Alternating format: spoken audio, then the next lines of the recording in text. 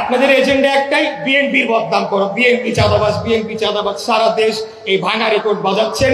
NCP কে বলবো, আমরা আপনাদের শত্রু না। ৭১-এর চেতনাবাজদের দেখেছেন না কি অবস্থা হয়েছে? একই পরিণতি আপনাদের হবে।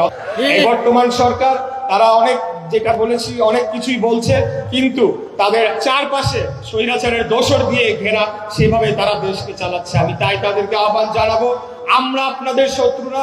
এনসিপি কে বলবো, আমরা আপনাদের শত্রু না। আপনাদের শত্রু গোপালগঞ্জে আপনারা গিয়েছিলেন, একটা আপনারা উদাহরণ নিয়ে এসেছেন যে আপনাদের আসল শত্রু কারা, কারা আপনাদেরকে খুঁজছে, কারা আপনাদের প্রতি প্রতিশোধ নিতে চায়। আমরা বাংলাদেশ জাতীয়তাবাদী দল বিএনপি, আমরা যদি শক্ত হাতে এই খুনি হাসিনা বাহিনীকে ৫ তারিখের পরে দমন না করতাম, তাহলে আপনাদের জন্য কিন্তু সহজ হতো না বিষয়টা। বাংলাদেশ জাতীয়তাবাদী দল নতুন কোন রাজনৈতিক দল নয়। বিএনপি কে এত হালকা বা দুর্বল ভাবলে চলবে না।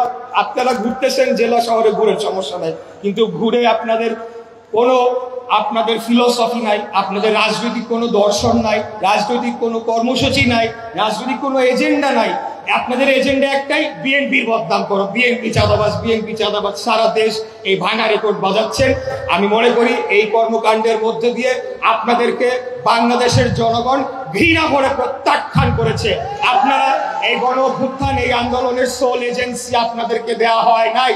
বাংলাদেশের সকল শ্রেণী পেশার মানুষ এবং সকল রাজনৈতিক দল যারা স্বৈরাচার ফ্যাসিবাদী বিরোধী আন্দোলনে ছিল, এই কৃতিত্ব সকলের। কৃতিত্ব কারণ না, কৃতিত্ব একমাত্র যারা শহীদ হয়েছে তারা আজকে জীবিত নাই। কৃতিত্ব কেবল তাদেরকেই দেওয়া যেতে পারে।